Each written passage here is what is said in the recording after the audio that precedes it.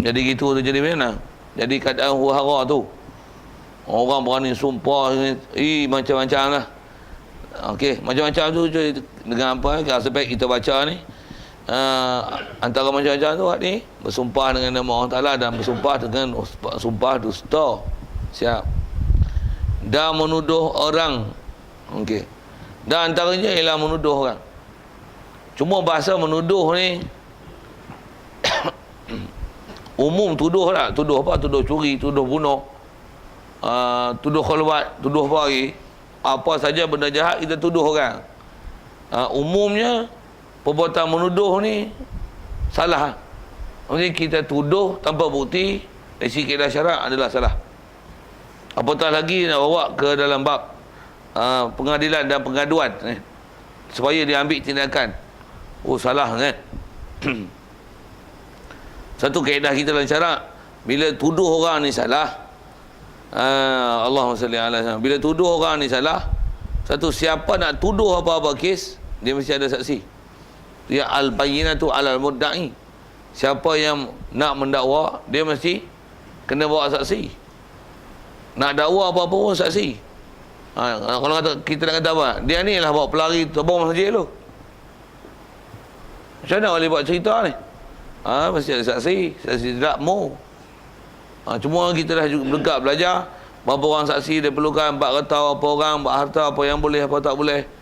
Untuk bab masalah berkaitan dengan kaitan orang perempuan saja ataupun lelaki saja. Mana yang khusus yang memang tak boleh kurang, tak boleh lebih. Macam-macam kita dah bicara dulu. Macam mana pun nak sebut, memang ada kes yang untuk pelepas diri adalah dengan bersumpah. Dan nak sebut tadi lah, berapa ramai orang bersumpah dengan sumpah dusta untuk pelepas diri. Buat misalnya contoh satu lagi. Contohnya suami isteri. Suami dah talak 3 ni. Suami isteri pun dengar. Tapi talak 3 tak ikut prosedur lah. Tak pergi mahkamah, tak kena kaunseling apa dulu. Gini. Untuk buat report yang buat agama. Memang suami isteri bakat tahu lah apa yang telah berlaku antara mereka, duk kelahi lah sebagainya. Suami memang sebut talak 3, terang-terang dia sebut. Yang orang lain pun memang tak dengar, tapi dia memang 2 orang ni lah. Tapi sayang, duk sayang lagi. Nak pisah, rasa rugi ke mana tak tahu. Buat macam mana? Tu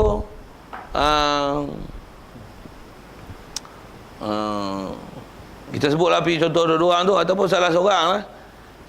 Rasa rugi tu. Isteri kata suami talak 3. Suami kata tak, bawa mahkamah. Kalau ikut kaedah dia, bila isteri kata tuduh talak 3, maksudnya seolah-olah macam dia nak buka pintu supaya nak berlepas diri daripada suami dah. Asalnya suami takkan sebut talak 3. Tanya suami, betul ke mu talak bini mu talak 3? Suami kata apa? Wallahi 3 apa 1 tak ada deh, setengah besar kumang tak ada. Dahsyat tu. Sebut mahkamah itu. Macam mana pun nak kata apa? Ada orang berani sumpah tu pasal sagi mahkamah putus, jatuh sabit, jatuh bercerai, hukum cerai, lepas tu kena edah, lepas tu kena hukum, istilah kita pakai Cina buta dulu. Mana boleh balik. Untuk supaya tak jadi hukum cerai je lah. Sumpah lagi lah, janji jangan bercerai. Berapa ramai yang dah bab-bab jadi takut kita. Tambah pula masuk mahkamah ni, ke mahkamah dia ada pasien sumpah-sumpah. Cuma sumpah dia cara dia kan. Cuma kalau ikut saya dah sebut tentang ada istilah sumpah tu saja. Walaupun sumpah ni tak betul dengan kaedah kita. Macam mana kita dah belajar dulu. Kalau kita tengok pelaksanaan dalam negara kita ni, bahkan negara barat pun, bila nak naik kanan saksi pun nak bercakap. Kalau Islam dia buat Quran, pegang Quran buat apa? Wallahi billahi tallahi, asal sebut itu tak? Angkat sumpah Esko Parlimen YB pun macam tu kan. Wallahi billahi saya hari ni berikrar bahawasanya akan menjadi wakil rakyat, ahli parlimen lah, apa Esko, menteri besar. Itu kan? Tak tahu kan? Tak tahu kan? Dengar tak biasa ambil peduli dah. Kalau dalam mahkamah pun sumpah tu. I will say only the truth, nothing is true, but true. Macam tu kaedah. Saya takkan kata melainkan yang benar, semua yang benar melainkan yang benar belaka. Macam tu kot dia cakap. Tapi kaedah pegang Quran, sehari Hindu dia bawa kitab Weda dah, sehari hak Kristian dia bawa Bible lah. Tentu kan ajaran Islam. Tu ajaran bodoh. Kaedah kita bersumpah bukan ada pegang Quran ni. Memang orang Melayu ni perangai dia, cuma sumpah kita pegang Quran, junjung Quran. Betul Melayu gitu kan? Bisa belajar ke itu bahasa sumpah. Ada lagi? Tak berapa pasal ni, macam tak saya jumpa je tak. Tengok muka je pelik. Ya. Saya jumpa dah tak? Lama ni jumpa Aiman Wan Nuzur. Oh ada. Kau surat 30 jam. Lama lah. Kau tidur pun tu. Tinggal deh. Tapi belajar dah tahu. Orang Melayu memang sumpah-sumpah, jom kita sumpah junjung Quran 30 juzuk. Oh, orang Melayu sumpah Quran, sumpah junjung Quran weh. Kaedah kita bukan sumpah junjung Quran. Sumpah tu maksudnya sebut wallahi. Billahi tallahi. Siap. Macam mana pun nak urai sumpah-sumpah junjung Quran tu, kau tanya-tanyalah, tapi saya sebut itu bukan kaedah syar'i. Saya sebut itu sajalah. Sumpah dengan junjung Quran ini bukan kaedah syarak. Apatah lagi istilahnya nak selesaikan satu kes perbalahan, kita bermubahalah. Mubahalah ni istilahnya buat sumpah laknat.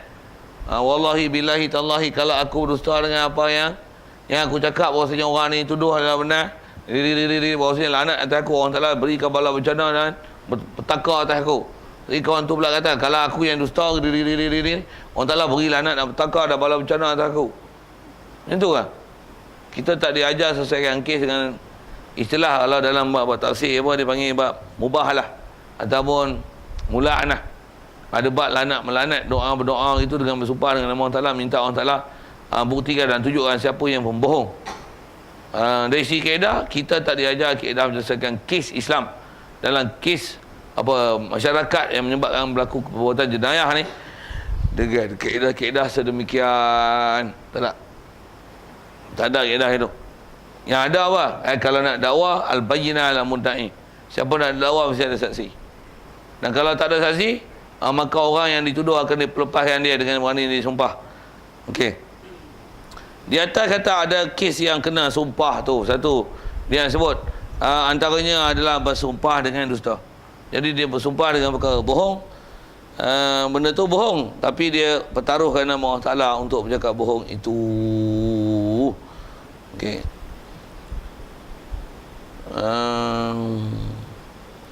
Jadi asal dia bohong, tuduh orang. Baik tuduh orang pun, tuduh dengan dusta, bohong apa tu hal, macam mana pun tuduh curi, tuduh macam-macam tuduh. Dia kata maka banyak jenisnya. Kaedah kita tuduh masih bawa saksi, itu yang balik-balik ke sana tu. Hasil banyak jenis ni, kaedah dia macam ni. Tiap-tiap perkataan yang dibangsakan kat manusia akan seseorang daripada kerabatnya kepada zina. Okey, jadi maksud yang dikedaki menuduh sini adalah tuduh zina. Jadi antara dosa mulut yang dosa dia dosa besar adalah tuduh zina lah. Jadi kalau tuduh curi pun salah. Tapi kalau nak banding tuduh zina dengan tuduh curi, tuduh zina besar lagi. Atas kaedah ulama, khususnya dalam fiqh Syafi'i kita, tuduh zina adalah sama dengan tuduh liwat. Duduk liwat. Tuduh liwat sama, hukum macam tuduh zina. Kaedah tuduh zina macam mana? Mesti bawa 4 saksi. Tak ada 4 saksi macam mana? Mu kena sebab 80. Pasal istilahnya tuduh zina dengan tanpa bayinah, dengan tak ada saksi. Nak syarah bab undang-undang tu ada itu kita dah belajar kan. Tapi atas kita bicara tentang tuduh tu. Jadi tuduh zina daripada kawan kerabat dia, tuduh tu adalah antara dosa. Baik, maka iaitu dinamakan menuduh, ia dipanggilkan tuduh. Jadi kalau bahasa Arab rasanya istilah yang digunakan tu adalah qazaf. Qazaf adalah istilah dalam bab ni, tuduh-tuduh zina ni. Jadi dinamakan dia menuduh bagi orang yang dibangsakan kepadanya. Siapa yang nisbah mensandarkan perkara tu kepada dia, siapa yang cakap tu, yang tu diistilahnya menuduh. Baik. Satu kaedah kita, kalau tak tahu apa-apa maklumat, sekali lagi nak guna bahasa putih, apa nak buat? Silent dengan dia. Diam. Jangan cakap lah. Kalau tuan-tuan tak tahu minyak naik tak naik, minyak naik tak? Mu tak tahu ya? Wallahualam. Jangan sudah. Tahu lagi minyak naik. Ya, ada orang tak tahu, muka orang tahu. Sikit dah sebut kata. Apa nak sebut ni? Tak tahu diam. Pasal memang kaedah kita tak tahu diam. Tak tahu diam. Ada orang tolong hurai lah, saya sebut. Yang ni yang macam-macam ni. Macam mana pun asal kita sebut bab tuduh, cuma sikit lah konah sikit dah sebut minyak tu. Ada orang minyak memang naik kerana nisbah kita lah. Ada orang ada bodoh ni main terang macam ni. Macam mana bodoh ni? Duk RM5, duk RM5 tu tak biasa pun bayar RM5 naik 2 kupang, naik RM5 2 kupang. Tak ada. RM5 duk RM5 tu okey tak? Sekedik telajak ni. Tak ada biasa naik minta RM5 2 kupang pun tipu tak ada naik bah. Ada bingung itu. Padahal dia boleh RM5 memanglah bayar tu RM5 tapi dia tahu minyak macam mana masuk atas kaki. Apa cerita ni? Pi waktu sikit, konang sikit. Patah klik.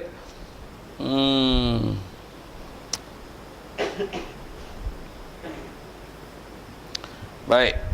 Antara dosa ialah dan bersetengahnya. Kalau ikut tak ada ber tu. Dan setengahnya ber tu tak ada sepatutnya. Memaki sahabat.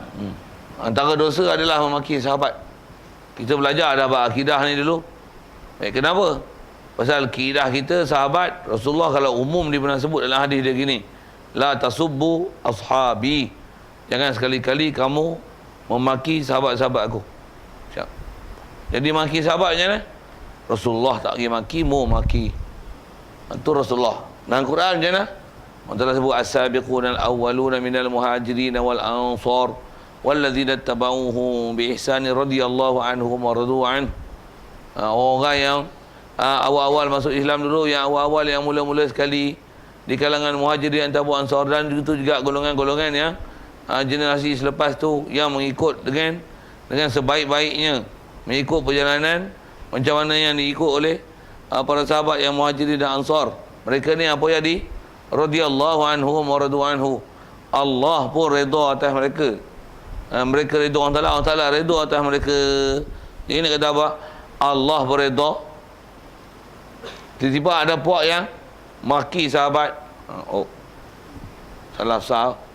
Pasti usah. Satu, siapa dia yang kerja maki sahabat Syiah lah.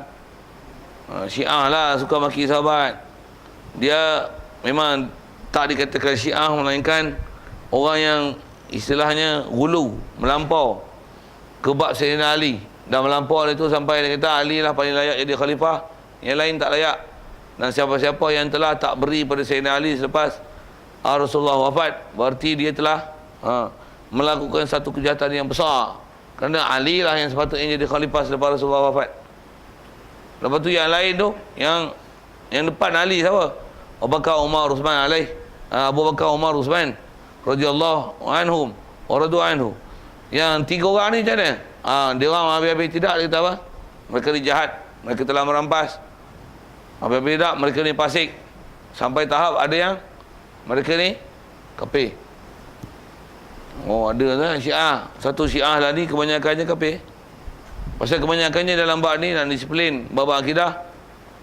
Antara yang kita sebut mudah lah Syiah mesti ni aja, mesti ni rukun besar dia. Tak dikatakan Syiah mesti melainkan dia pro pada Sayyidina Ali. Dan bila pro Sayyidina Ali, apa akan jadi?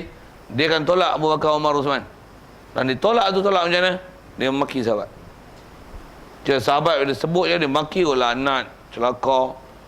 Kalau Arab stay Arab, Melayu stay Melayu. Kita kalau ikut bila sebut nama-nama khalifah ni buat apa?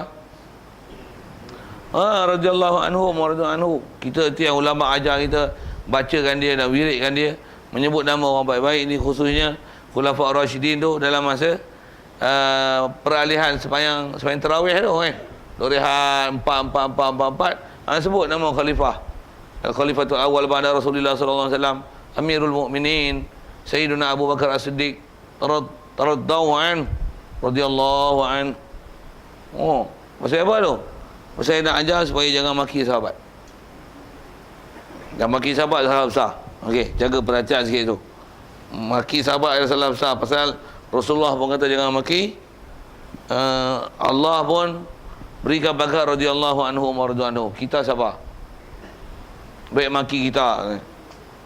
Baik maki kita. Kalau nak maki, baik maki kita. Jangan maki sahabat. Sikit lagi kalau sambung dengan sahabat, dan juga kita pernah belajar dulu, sahabat ni tuan, kita tak boleh maki. Sekalipun ada sahabat yang bila selepas Rasulullah wafat, mereka ni memang ada berlaku sesama mereka perang dan berbunuh-bunuhan.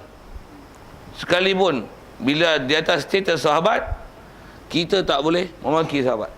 Bahkan kalau apa yang berlaku, perang bunuh tu macam mana, kaedah ulama sebut pasal mereka ni, Allah Ta'ala pun sebut dah dengan title radhiyallahu anhu wa radu anhu. Rasulullah pun pernah sebut dengan umum bahasa dia disebut la tasubbu ashabi, janganlah kamu maki sahabat-sahabat aku.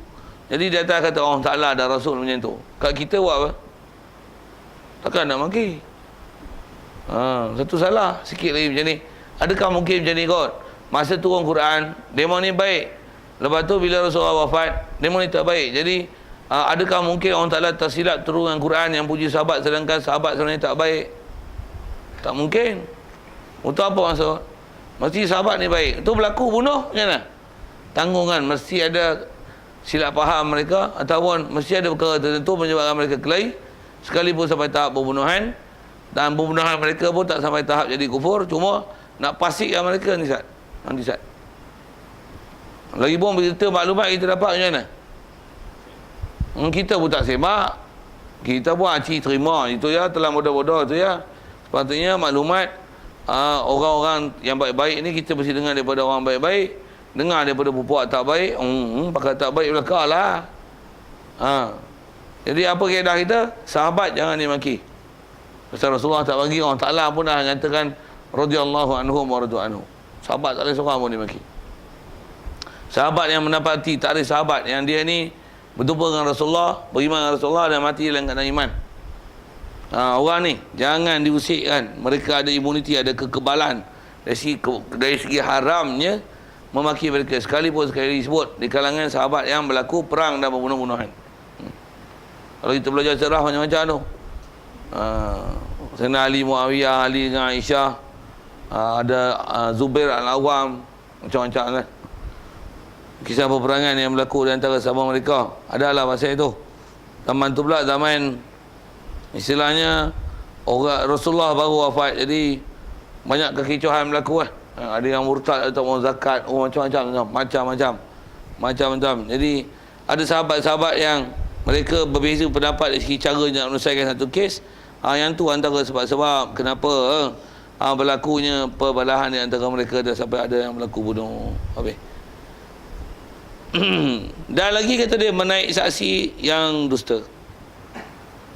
Yang ni pun salah. Bohong satu. Sumpah bohong satu. Lagi apa? Saksi bohong.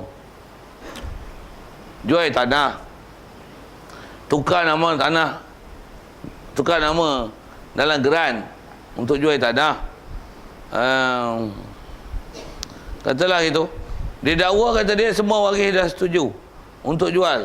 Gini masuk mahkamah apa, pergi ke pejabat tanah apa, gini. Nak sebut apa, dia telah naik saksi yang dusta. Jadi minta ada saksi, kata dia, oi, betul, memang semua orang kerabat dia redha kat dia, bagi nama semua kat dia, tanpa diragukan lagi. Itu kalau asal disebut tang Allahumma salli ala sayyidina Muhammad. Naik saksi yang dusta tu, maksudnya dia bersaksi dengan saksi palsu. Salah tu. Antaranya dengan, kalau saya bagi contoh bab harta tu, menyebabkan ada orang lain menggunakan harta orang lain tanpa yang sebenar, tanpa mengikut prosedur Islam yang betul. Yang cukup sekali lalu. Naik saksi bagi yang dusta dan menyalahi akan janjinya apabila ia berjanji. Antara aib dan salah dan dosa juga tuan-tuan, bila kita janji, kita tak tunai janji. Salah. Kalau janji ancam, tak buat ancam, tak apa. Tapi kalau janji, tak tunai janji, salah. Janji nak bagi anak lulus peksa, bagi hantar mah. Dan tu apa? Hantar mah apa? Tali rapiah tak lagi kan? Buah pergi yang pasal itu. Jangan. Allah sah. Walau bukan anak. Satu kita tak diajar berdusta. Satu kalau katalah kadang-kadang anak buat panggil apa kan, kita sebut apa, tak apa, nanti kita beli. Beli apa? Beli basikal lah, apa, mau pergi beli. Sama janji. Esok sampai mati dia tutup tu, abah sembang anak pun pandai bertikai tau.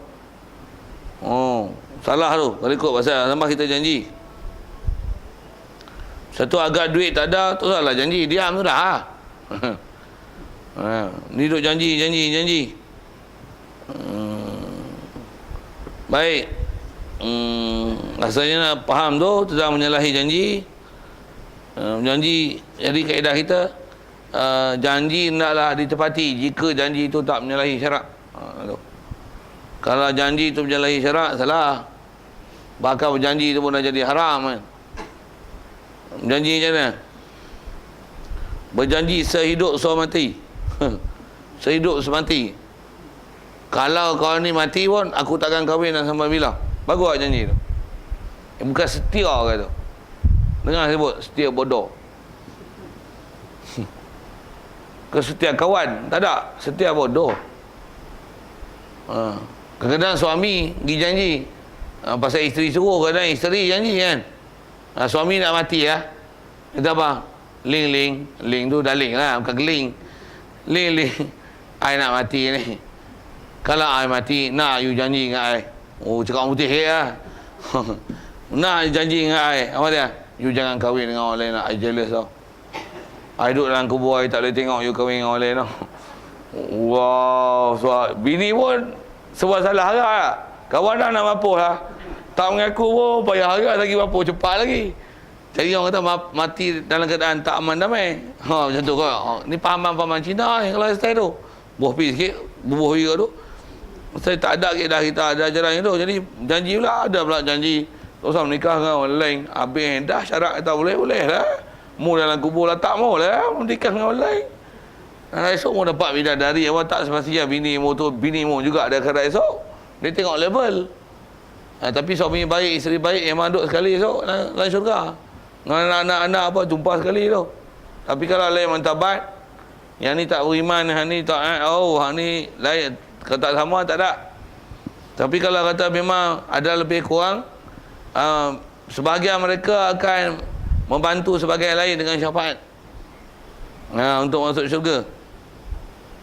Baik, asal nak sebut tu ialah macam mana janji tu? Boleh janji lah. Kita tak disuruh janji dengan janji-janji yang menyalahi hukum syarak. Itu saya sebut ke perempuan. Kadang perempuan pula, abang boleh tak? Setia kat saya. Apa dia? Janji lah. Yang kahwin lain lah. Selagi saya hidup, abang jangan madu dengan saya. Boleh tak? Janji. Wallahi. Billahi. Tallahi. Ingat sebut, bodoh. Siapa janji lah bodoh. Siapa? Tak betul. Dia tahu, mu tak janji tu. Sampai hati abang nak madu dengan saya. Kita ada masalah sampai hati. Allah bagi, Rasul bagi, mu tak bagi. Salah tu. Nak sebut tu. Kita tak disuruh janji dengan janji yang menyalahi syarak. Kita kadang kita itulah nilai kepala otak ni ke mana tahu. Satu sudut dia kata pasal kita nak suruh setia. Setia disuruh setia dalam syarak. Bukan setia ni setia tak kahwin, kan? Setia ni setia dalam syarak. Suami kalau dia kahwin lain, contohnya kita nak faham setia tak setia tu. Bila dia kahwin lain, adakah hukum dia curang pada isteri dia? Curang dengan syarak? Curang dengan orang salah? Tak. Kahwin bukan curang. Yang curang ialah kahwin tak tunai tanggungjawab. Itu curang. Ataupun yang memang buat benda curang, itu curang. Semata-mata kahwin tak curang. Tak ada masalah curang tu. Cuma orang perempuan bila macam tu, muka masam sikit lah, muka keduk sikit lah. Fikir dah syaraknya lah. Dia bukan buat benda salah syarak. Tu kenapa ada janji-janji yang itu?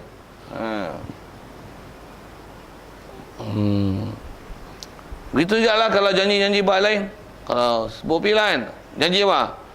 Jangan takut tuan-tuan, minyak tak naik 10 tahun lagi. Takkan naik. Minyak tak naik. Ni naik. Oh, yang ni bukan naik. Yang ni subsidi bagi kurang. Tak faham surah. Okay. Apa cerita kau tu? Dah cerita naik, dah janji lah. Janji. Cerita janji ni. Janji. Tu juga dia. Dia kata tak apa, minyak naik hari ni, tapi esok dia akan turun. Bukan minyak agak turun. Turun stakok dalam tangki tu. Turun enggak. Tapi bukan turun agak. Saja kita buat lawak order itu.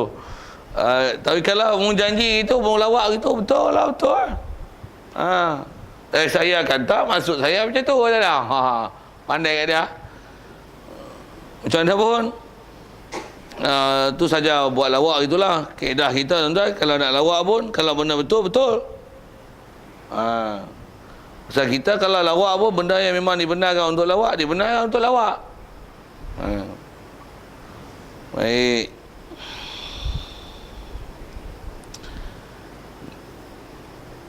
Menyalahi akan janji apabila berjanji dan diniatnya menyalahi. Dan dia dah niat menyalahi awal lagi. Walaupun sebenarnya kes tu tak berlaku lagi, tapi dia niat tu pun dosa siap. Maksudnya berjanji tapi dia memang niatlah menyalahi janji tu. Dosa siap. Okey. Satu nak berjanji, pastikan kita tak janji dengan janji-janji menyalahi syarak. Janji-janji ni pun bahaya. Janji dengan Tok Omon, janji dengan jin. Macam-macam. Kalau jenis-jenis orang berubat, pertahankan diri dengan dapat ilmu-ilmu ghaib, ilmu-ilmu batin ni. Dia banyak janji-janji dengan alam ghaib.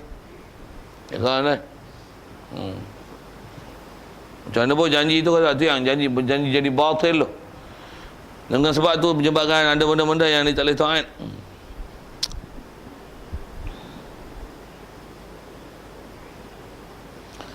Baik, antara dosa lagi yang sebut melambatkan membayar hutang.